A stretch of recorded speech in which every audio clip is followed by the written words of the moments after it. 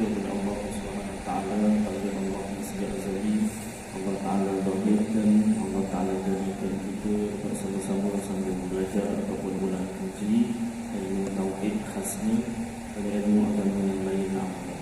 Seperti biasa kita mulakan dari Imam Ali bin Abi Bakar As-Sakran daripada kitab Syawarihul Anwar dan kitab Al-Zazi. A'udzu billahi minasyaitonir rajim. Bismillahirrahmanirrahim. Allahumma inni ihtamtu bi darbillah quluhu ma syaa Allah kufluhu la ilaha illallah babu Muhammadur Rasulullah sallallahu alaihi wasallam saqafuhu la hawla wa la quwwata illa billah al-aliyyil azim ahata bina min bismillahirrahmanirrahim alhamdulillahi rabbil alamin arrahmanir rahim maliki yaumiddin iyyaka na'budu wa iyyaka nasta'in ihdinas siratal mustaqim siratal ladzina an'amta 'alaihim ghairil maghdubi 'alaihim waladdallin. Amin. Sur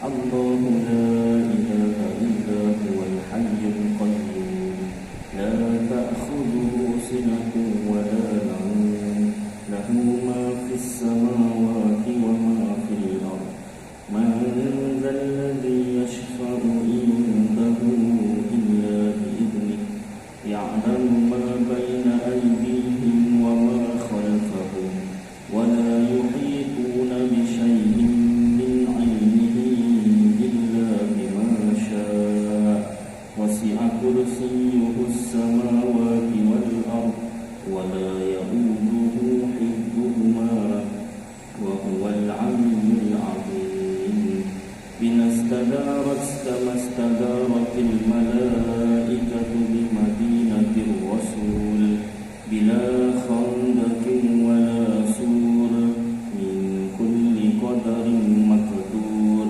wa hadarin mahdur wa min jami'is syurur tatarwasna billah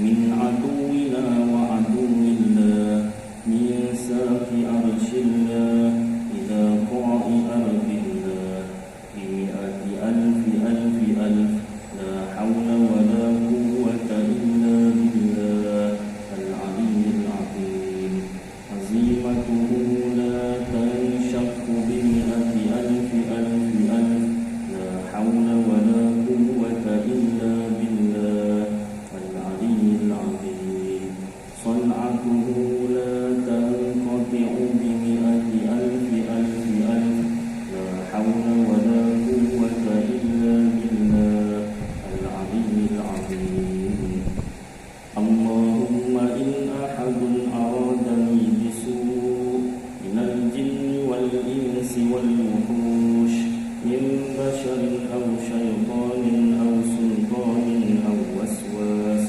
fardud nadarahum fi intikas wa qulubahum fi waswas wa aydiyahum fi ikhlas wa awbiqhum min ar-rijli ila ar-ra's la fi sahli yajda' wa la fi jabali yadla' bi mi'ati alfi la hawla wa la quwwata illa billah al-'aliyyil 'azim wa sallallahu ala sayyidina Muhammad wa ala alihi wa sahbihi wa sallam walhamdulillahi rabbil 'alamin.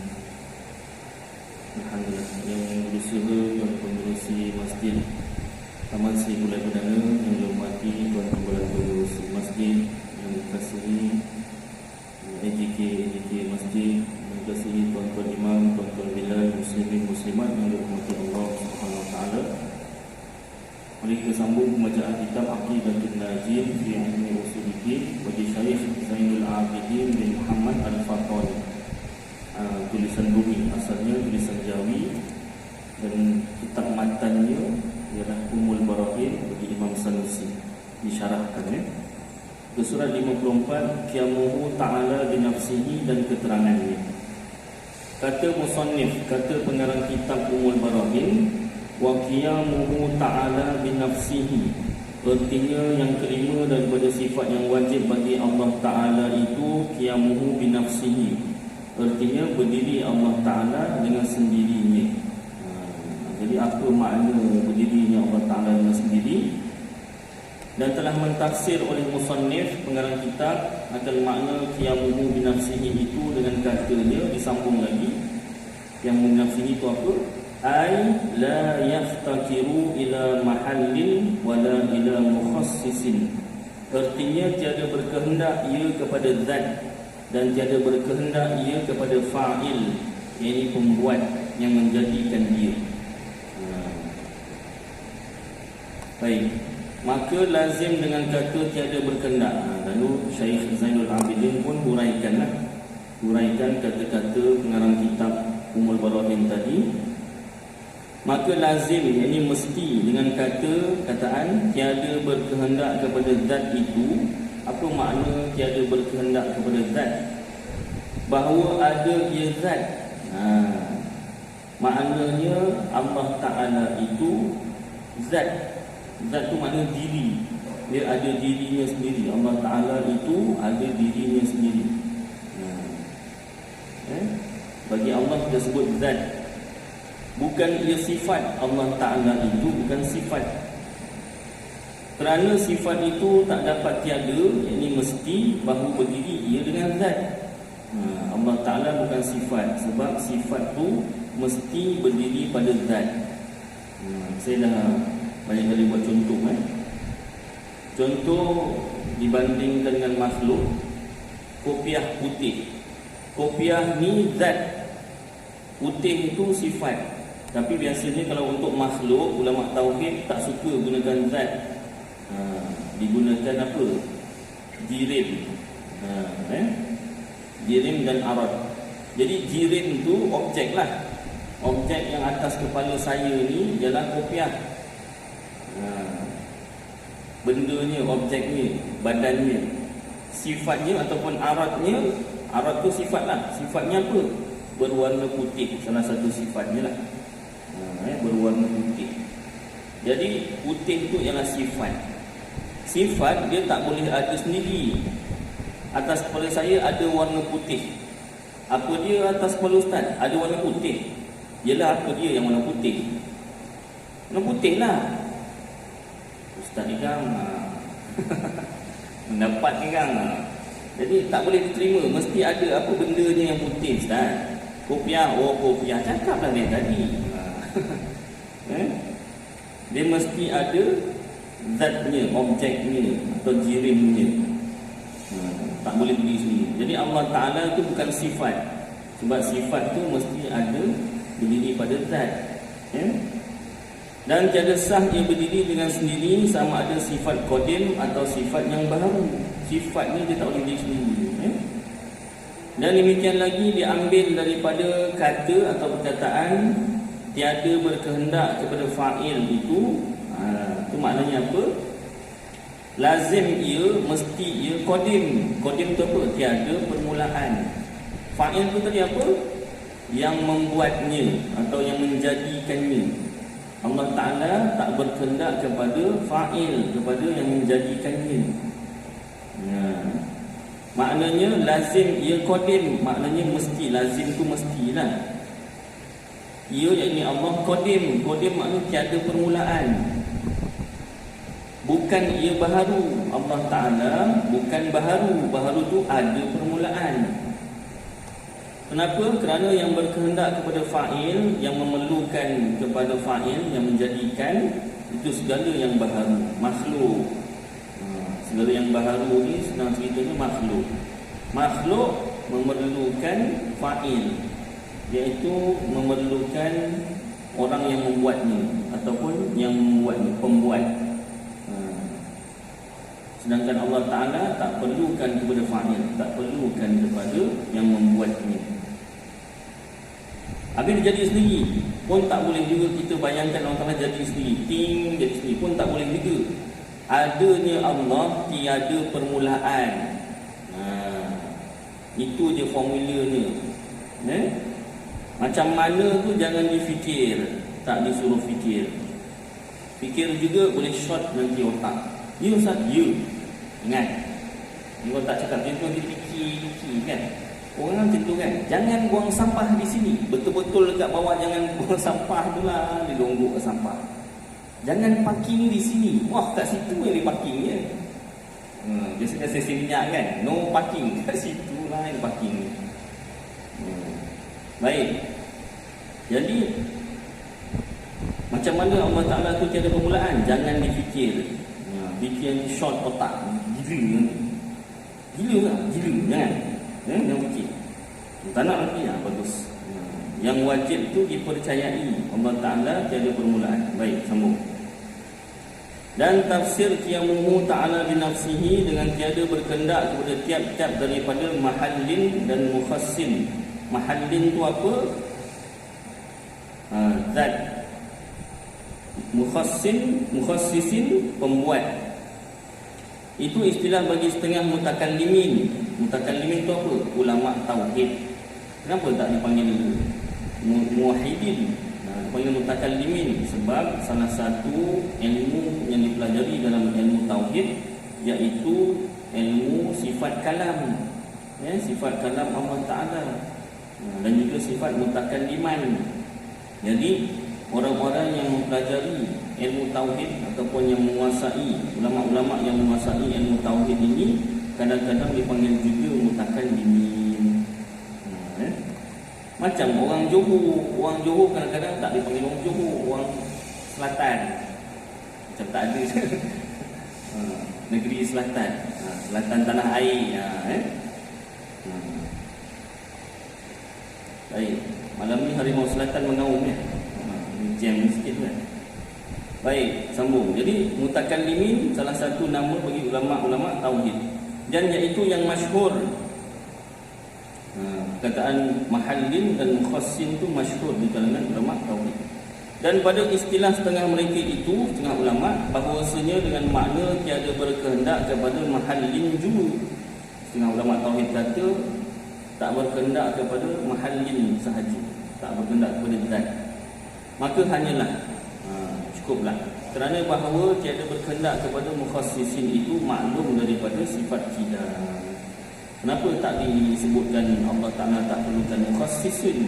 Sebab cukuplah bila kita belajar sifat qidam, iaitu Allah Ta'ala bersifat qidam, bersifat sedia, tiada permulaan. Cukuplah itu menunjukkan Allah Ta'ala tak perlukan mukhassisin, iaitu tak perlukan yang membuatnya.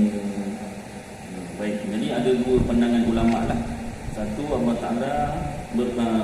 berpandangan Allah Ta'ala tak perlukan mukhassisin dan mahallin, dan satu pendapat lagi mengatakan Allah Ta'ala tak perlukan mahallin sahaja. Ketahui olehmu bahawa segala maujudat itu, maujudat itu apa? Segala yang wujud, segala yang ada, itu dengan nisbah kepada mahallin dan mukhassisin itu 4 bahagi. Segala yang ada ni berkaitan dengan mahallin, iaitu zat atau badan, dan mukhassisin yang menjadikan, ada 4 bahagian. Satu bahagi atau bahagian pertama, tiada berkendak ia kepada mahallin, zat ataupun diri atau badan atau objek, dan tiada berkendak ia kepada mukhassisin, yang menjadikan. Siapa dia? Iaitu zat Allah Ta'ala. Yang pertama. Dan satu bahagi lagi, bahagian yang kedua, berkehendak ia kepada keduanya. Dia memerlukan mahallin, zat, badan, objek, jisim, macam nama dia kan. Dan juga mukhassisin yang menjadikan dia. Siapa dia? Dan iaitu arad, segala yang baharu, sifat makhluk. Arad tu sifat, segala yang baharu tu makhluk. Sifat-sifat makhluk dia memerlukan badan atau objek atau jirim, dan perlukan yang menjadikan dia. Dan satu bahagi lagi yang ketiga, tiada berkehendak ia kepada mahallin dan berkehendak ia kepada mukhassisin. Apa dia? Iaitu zat segala yang baharu, badan, objek, jirim, makhluk. Dia tak perlukan zat lain, dia itu sendiri zat ataupun objek, itu badan. Tapi dia perlukan yang menjadikan dia. Contoh kita lah manusia kan? Kita ni ada badan kita sendiri, tak perlukan badan orang lain. Tapi jin pun makhluk tu Ustaz. Kenapa dia sibuk nak merasuk orang? itu lain ceritanya. Dia dah ada badan sendiri. Dia rasuk orang tu kadang-kadang ceritanya saja-saja ataupun yang balas dendam. Hari ni saya dapat satu cerita, kisah benar lah. Orang kena rasuk perempuan. Kenapa kena rasuk? Rupanya dia punya tuala tu sepah-sepah kan beli air. Jadi bila sepah-sepah rupanya kena rumah si jin ni, ganggu lah, busuk lah. Jin pun nak bersih juga. Mungkin ada jin yang OCD. OCD tak OCD? Isteri saya OCD. OCD ni dia sangat-sangat menjaga kebersihan ataupun menjaga kekemasan kan? Barangkali ada jin yang OCD. Jadi kena rumah ni sepah, busuk apa kan, dia rasuk orang tu, perempuan lah ni. Jadi bila dah di ubat-ubat tu, sebelum keluar dia tanya, kau dari mana? Aku dari sini lah. Kenapa kau rasuk ni? Ada sepah-sepah rumah. Aku jaga kamayang sepah-sepah. Marah dia, rasuk orang. Baru dia keluar. Dia keluar ni. Katanya pakai apa? Bawang putih letak belakang telinga. Macam-macam cara orang ubat ni. Siapa pandai ubat? Tak pandai. Ada ustaz mengubat saya pula. Tadi saya berubat dengan ustaz. Dia kata, ustaz ni jin suka bertenggek lah kat ustaz. Oh ya ke? Itu sebab ustaz cepat penat. Cepat ngantuk, cepat penat. Dia pun boleh halau kan tak? Boleh saya boleh menghalau. Kenapa dia duduk tu? Dia saja-saja. Dia suka. Ustaz baik. Wah kan. Baik-baiklah, janganlah meninggi. Baik meninggi lah, penat orang. Dah buang alhamdulillah. Kurang sikit penat, ngantuk ni pun kurang sikit. Dia bukan setakat penat ngantuk, ada panas badan ni. Dah dibuang tu alhamdulillah, sejuk sikit. Panas badan ni marah tak tentu pasal. Tak apa-apa. Kadang-kadang salah orang lain dia kena marah. Ini bukan cerita orang lain, saya sendiri lah Jadi dah dibuang jin yang tinggi itu, ringan sikit badan, kurang sikit penat, kurang ngantuk, kurang marah Panas badan itu dah kurang. Dulu tuan-tuan masa saya mula-mula ngajar, masa tu masih ada jin tinggi, tak meja ni, tak meja. Dan orang tak suka, ustaz ni tak meja. Orang kata darah muda, bukan pasal darah muda, punya ada jin tinggi. Marah pasal apa? Itu marah ni pasal marahkan ajaran sesat. Adalah sebab gitulah kan. Marah ajaran sesat. Tapi sampai entak meja dan kuliah tu. Ya Allah, pengalaman hidup. Baik, sambung balik cerita ni tadi. Si jin ni dia ada badan dia sendiri. Kalau dia masuk badan orang manusia tu ada sebab lain. Baik. Dan sesungguhnya telah jahat adab oleh Fakhrul Razi. Ada satu orang namanya Fakhrul Razi. Ulama-ulama kata jahat adabnya. Sekira-kira ibarat ia pada bahagi ini dengan berkehendak kerana tilik daripadanya kepada mustahil berdiri sifat Allah Ta'ala dengan sendirinya. Dia kata mustahil Allah Ta'ala punya sifat tu diri dengan sendiri dan wajib berdiri dengan zat yang suci serta lalai ia daripada barang yang memberi waham, memberi samar-samar oleh ta'bir dengan iftikor itu. Dan hasilnya tiada harus. Maknanya hasil daripada kenyataan tersebut, jangan kita ikutlah fahaman yang tadi itu. Macam mana? Tiada harus, ini haram dikatakan sifat Allah Ta'ala itu berkehendak kepada zat. Kita jangan ikut macam tu, jangan kita sebut macam tu. Kalau kita sebut sifat Allah tu berkehendak kepada zat, macam tadi kan, putih mesti berdiri pada kopiah. Putih itu tak boleh ada sendiri. Jadi Allah Ta'ala ada sifat. Sifat Allah tu memerlukan zat Allah. Tak boleh cakap macam tu. Kenapa? Kerana memberi waham samar-samar akan baharu dia. Seolah-olah sifat Allah tu, maknanya Allah Ta'ala mula tak ada sifat, kemudian baru ada sifat. Jadi macam tu nanti.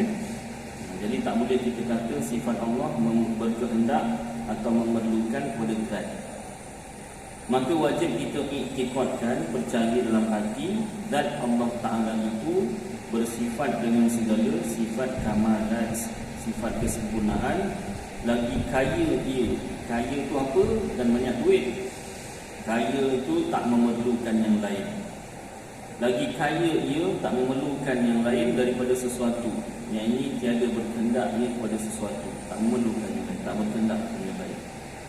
Dan sekalian yang lain itu berkehendak kepada Allah. Malah yang lain itu, yang ini makhluk itu berkehendak kepada Allah Ta'ala. Seperti firman Allah Ta'ala, A'udzu billahi minasyaitonir rajim. Bismillahirrahmanirrahim. Ya ayyuhan nasu antumul fuqara'u ila Allah wallahu huwal ghaniyyul hamid.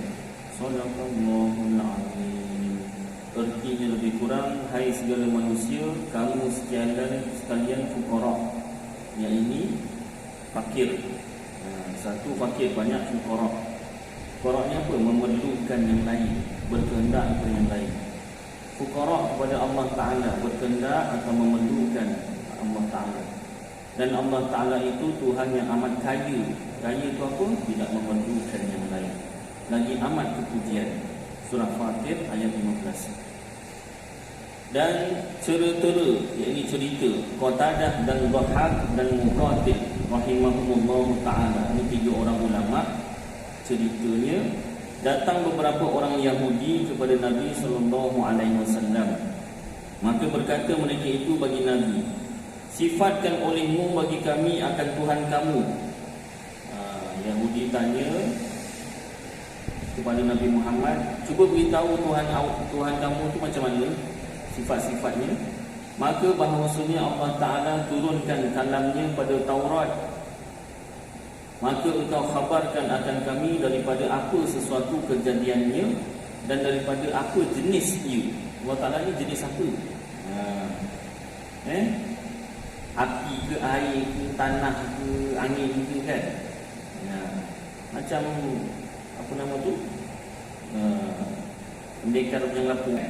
Mambang tu kan? Mambang air, mambang tanah, mambang api, mambang angin.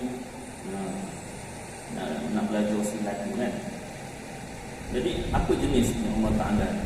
Adakah daripada emas, atau daripada perak, atau daripada tembaga?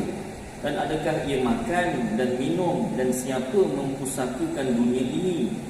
Dan siapa yang mengambil pusaka akan Allah? Maka sabdanya, jawab Rasulullah, bahawasanya Allah Ta'ala itu Tuhan kami, bukan ia daripada sesuatu, bukan terdiri daripada apa-apa. Kerana bahawasanya ia menjadikan segala sesuatu, sebab Allah Ta'ala lah yang menjadikan segala perkara. Maka turun surah Al-Ikhlas. A'udzu billahi minasyaitonir rajim. Bismillahirrahmanirrahim. Qul huwallahu ahad, Allahus samad. Artinya lebih kurang, katakanlah wahai Muhammad, Allah itu yang Maha Esa, Allah tempat meminta. Suratul Ikhlas ayat 1 hingga 2. Dan makna samad itu yang dikosotkan pada segala hajat hamba-Nya atas berkekalan. Yang ini kuasa ia, Allah Ta'ala berkuasa menunaikan segala hajat hamba-Nya. Dan jikalau di dalam masa yang satu sekalipun, lagi tiada rongga baginya, tak ada jarak masa. Dalam satu masa Allah Ta'ala nak tunaikan segala hajat hamba-hamba-Nya, itu kuasa dia, boleh dia. Cuma Allah Ta'ala kabulkan dan tak kabulkan. Kalau Allah Ta'ala nak kabulkan, semua boleh je. Maka tiada ia makan dan tiada minum. dan tiada beranak, artinya tiada keluar wujud sesuatu daripada zatnya yang maha tinggi, dan tiada diperanakkan akan dia tu bukan lahir, bukan dilahirkan. Allah Ta'ala tu bukan dilahirkan, artinya tiada keluar zat Allah itu daripada zat sesuatu, dan tiada sesuatu yang diperanakkan dia melainkan lagi akan mati, dan tiada yang mati melainkan dipusakai akan dia. Bermula Allah Ta'ala itu tiada mati, maka tiada seorang jua pun yang mengambil pusaka akan dia. Tak ada harta pusaka Allah Ta'ala, tak ada. Dan tiada menyamai baginya oleh seseorang, tak ada yang sama pun. Itu jawapan Rasulullah. Jadi kalaulah andai kata ada orang membaca ayat Al-Quran dan mengatakan bahawasanya Allah Ta'ala berfirman, dirinya tu ada wajah, dalam ayat wa yabqa wajhu rabbuka dzul jalali wal ikram, dan kekallah wajah Tuhan engkau. Dalam ayat yang lain Allah Ta'ala berfirman dirinya ada tangan, yadullahi fawqa aydihim, tangan Allah di atas tangan mereka. Dalam hadis Allah Ta'ala Rasulullah bersabda, sembahyang tahajud, kelebihan sembahyang tahajud, berdoalah, beribadatlah 1/3 malam, kerana Allah Ta'ala turun dari langit dunia ke langit dunia pada 1/3 malam. Seolah-olah Allah Ta'ala bergerak. Jadi jawapannya, Rasulullah menjawab soalan bagi Yahudi, dia, yakni Allah, tiada menyamai baginya oleh seseorang pun, tak sama dengan seseorang pun. Maka terbatallah makna Allah Ta'ala tu ada wajah, Allah Ta'ala ada tangan, Allah Ta'ala turun ke langit dunia, ditafsirkan dengan hadis, dan ditafsirkan juga oleh surah Ikhlas ni tadi. Allah Ta'ala, kalau ayat akhirnya walam yakul lahu kufuwan ahad, Allah Ta'ala tak suka pun dengan sesuatu apa pun. Baik, jadi ayat Al-Quran dua-dua betul, semuanya betul, tetapi ada ayat Al-Quran yang dipanggil mutasyabihat, samar-samar, ditafsirkan dengan ayat muhkamat. Muhkamat ni yang apa nama ni, tetap, tak samar-samar. Jadi ayat Al-Quran walam yakul lahu kufuwan ahad itu muhkamat, menafsirkan ayat-ayat Al-Quran yang mutasyabihat tadi. Jadi maknanya ayat Al-Quran yang mengatakan Allah ada wajah, itu ada dua cara penafsiran. Pertama, penafsiran para sahabat dipanggil tafwid. Ta, fa, waw, ya, dad. Tafwid. Tafwid ni apa? Membenarkan ayat Al-Quran wajah Allah itu memang ada, tetapi maknanya bukan wajah. Maknanya apa? Serah pada Allah, kami tak tahu. Itu cara tafsir para sahabat. Kemudian oleh ulama mutaakhirin, ulama kemudian menggunakan penafsiran takwil. Takwil ni apa? Ayat Al-Quran wajah Allah itu memang ada, membenarkan, tetapi wajah itu bukan bermakna wajah. Wajah bermakna zat Allah, dan kekallah wajah Tuhan engkau, dan kekallah zat ataupun diri Tuhan engkau. Ini ditafsirkan dengan ayat Al-Quran walam yakul lahu kufuwan ahad dan laisa kamitslihi syai'. Itu cara penafsirannya. Baik, sambung.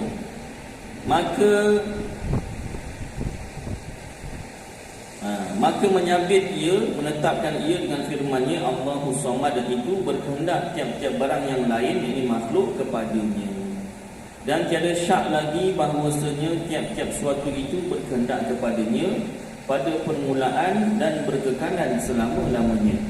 Ada kalanya dengan lisanul hal, artinya dengan ahwal kelakuannya, dan ada kalanya dengan sharih perkataan lidahnya, atau dengan kedua-duanya, yakni dengan kelakuan dan dengan perkataannya. Dan menyebut ia dengan firman-Nya lam yalid wa lam yulad, itu akan wajib kaya ia, tak perlukan makhluk, daripada yang memberi bekas, dan kaya pula, tak memerlukan pula daripada bekas. dan lagi pula menolakkan segala kafir Arab yang mendakwa mereka itu ada bagi Allah itu anak. Fahaman yang mengatakan Allah itu ada anak dinafikan dengan ayat Al-Quran, lam yalid wa lam yulad.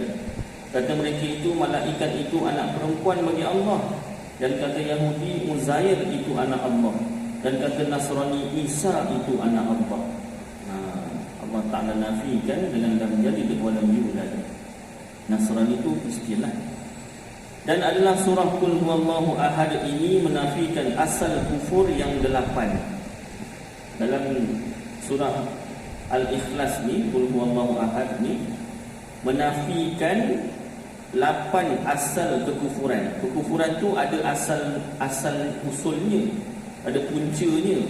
Ada 8 puncanya yang dinafikan dalam surah Al-Ikhlas daripada Allah Ta'ala. Dan iaitu Tuhan itu banyak dan berbilang-bilang, 2 atau lebihnya, dan kekurangan dan sedikit, dan illah. Illah ni apa? Iaitu wujud Tuhan itu sebab bagi wujud sekalian makhluk dengan tiada ikhtiar lagi.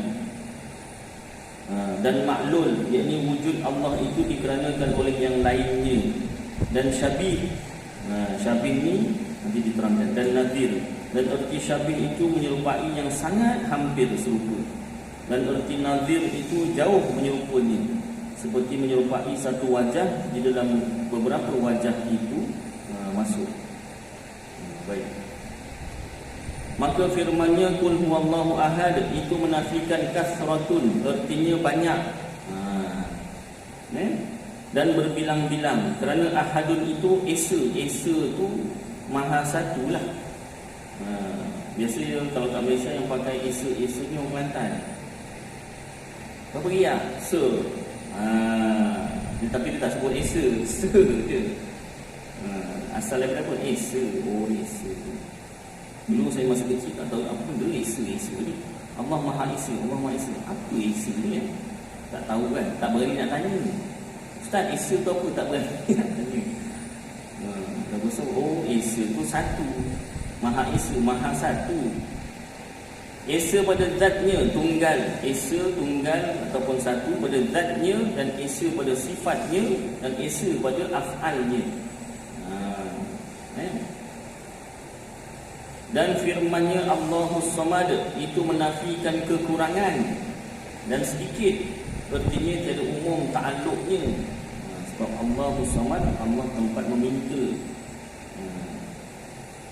Dan firman-Nya lam yalid itu menafikan illah, kerana atau sebab bagi wujud yang lainnya.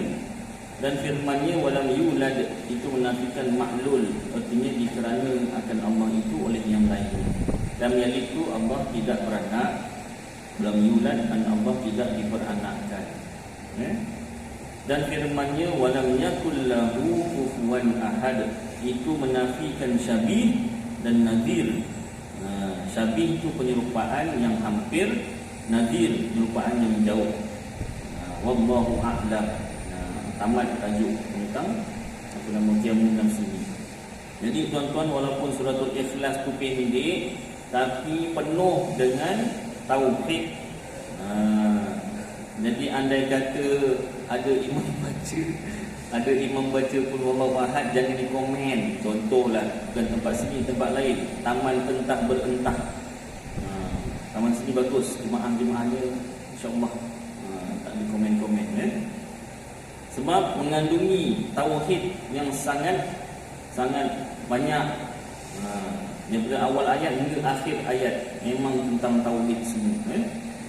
Walaupun pendek, tapi kalau kita tahu makna, lagi apa nama ni, baguslah.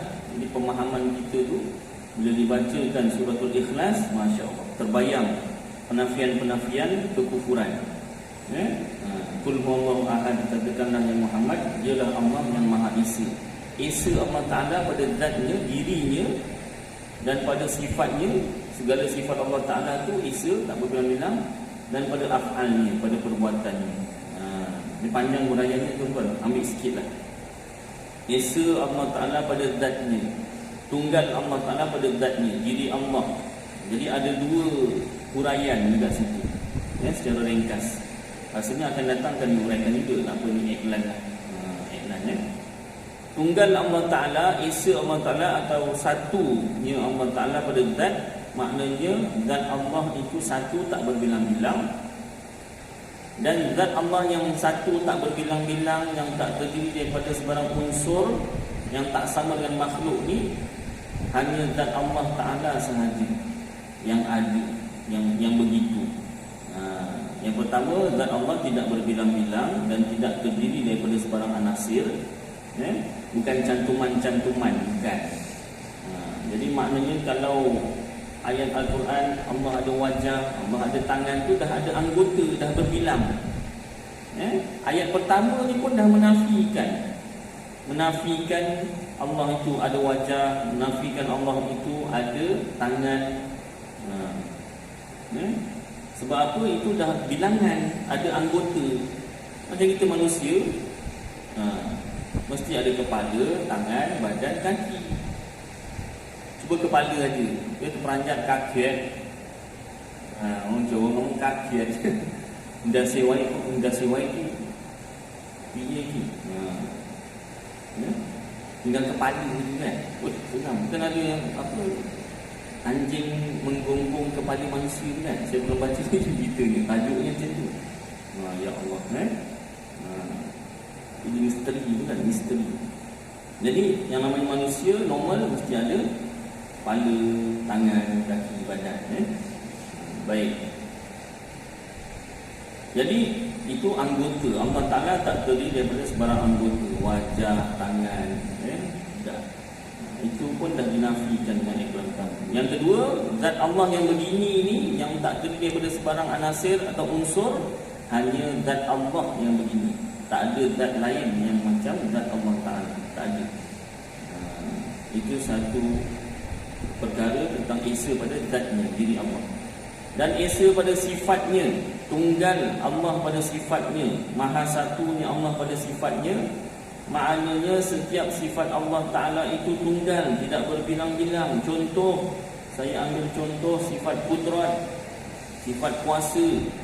Sifat kuasa Allah Esa, tunggal, satu, tidak berbilang-bilang. Maknanya tak boleh dikatakan Allah Ta'ala pinjamkan kuasanya kepada makhluk. Sebab kalau Allah pinjamkan, maknanya dah bercerai, dah bertanggal, dah tanggal daripada sifat kudrat tu, dah jadi dua. Satu pada zat Allah, satu dipinjamkan kepada makhluk. Jadi Esa pada sifatnya, tak boleh kita katakan Allah pinjamkan kuasa kepada makhluk. Yang sebenarnya kuasa Allah tidak boleh dipinjam-pinjamkan. Masih insya tuan-tuan, cukuplah kadar ini bacaan kita. Mudah-mudahan apa yang kita baca dan dengar dan manfaat kepada semua tuan-tuan dapat kita amalkan dan sampaikan insya-Allah. Aku qauli hadza wa astaghfirullahal azim li wa lakum wa lisairil muslimina wal muslimat wal mu'minina wal mu'minat fastaghfiruhu wa ya fawzal mustaghfirin wa ya najatat